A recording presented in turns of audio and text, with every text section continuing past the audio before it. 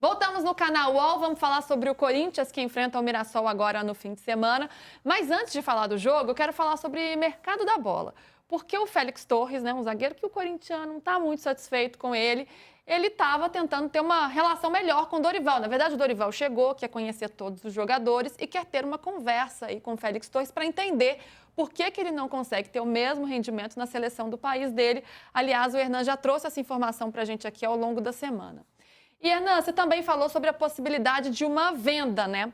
Como é que está essa situação do Félix Torres? O Corinthians pensa que ele é negociável ou ainda vai tentar resgatar esse jogador, vai tentar ainda fazer com que esse jogador volte à sua melhor forma, porque ele anda desagradando aí um pouco o torcedor corintiano.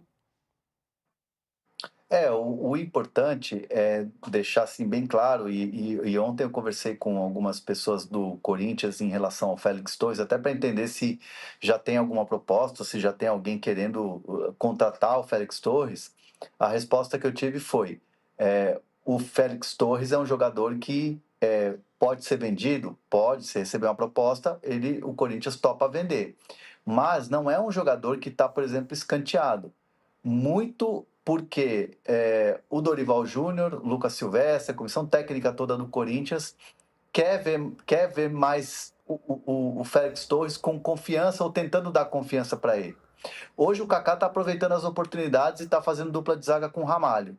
Mas o Félix Torres não é um jogador que o Dorival vai simplesmente descartar e encosta e empresta, aquela coisa toda. O Corinthians topa vender desde que seja um negócio bom para ele, Corinthians, e para o jogador. Então não quer dizer que ele está numa lista de dispensa. Isso é importante a gente pontuar, porque é um jogador que vai sim receber oportunidades e vai ser testado pela nova comissão técnica. É um jogador como, assim, eu apurei, trouxe aqui no de primeira anteontem. A comissão técnica tem o seguinte olhar: como é que um jogador titular da seleção equatoriana que vai à Copa não consegue desempenhar, tem altos e baixos, às vezes entrega a paçoca, como a gente fala, mas é um jogador que o Dorival vai observar. Então, é uma situação que tudo pode acontecer, desde uma saída, uma venda, até uma permanência para ganhar confiança. E empréstimo, esquece. O Vasco, que agora é do Fernando Diniz, tentou por empréstimo. O Corinthians não quis nem ouvir. O Félix Torres é um jogador que disputou as 3 partidas do Equador na Copa do Mundo. São poucos jogadores que estão no Brasil que não significa que o Félix Torres vai dar certo no Corinthians, mas significa que o Félix Torres é um jogador que tem valor, mesmo que esse valor não apareça no Corinthians. Quem é que está no futebol brasileiro que jogou 3 partidas de Copa do Mundo em 2022? O Félix Torres e o Rocher. O De Arrascaeta não jogou. Então o Félix Torres é bom e o De Arrascaeta ruim? Claro que não. Ninguém vai ser louco de dizer isso. Mas se o cara jogou as 3 partidas da Copa, as 3 partidas... O Uruguai jogou 3 partidas na Copa, o Arrascaeta jogou 2, nenhuma como titular. Uma como titular. O Félix Torres foi titular nos 3 jogos. O Ener Valencia foi titular em 2 jogos, o terceiro ele estava suspenso. Então, o único jogador que está no futebol brasileiro que jogou as 3 partidas como titular foi o Rocher, goleiro do Uruguai, está no Inter, machucado, e o Félix Torres. Se não for no Corinthians, ele vai ter mercado em outro lugar. Não é simples jogar no futebol brasileiro, não tem sido simples jogar no Corinthians, no sistema defensivo que não está tão protegido. O André Ramalho começou muito bem, a torcida começou a ter um olhar crítico para ele. Ele saiu do time, perdeu a posição para o Félix Torres, voltou jogando bem.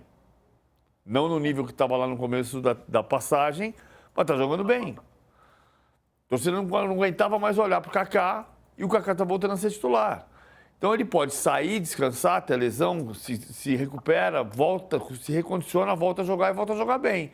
Agora, tem que trabalhar. Pega o caso recente do Giai no Palmeiras. A torcida queria mandar embora. E agora tem meme comparando o Giai com o Cafu.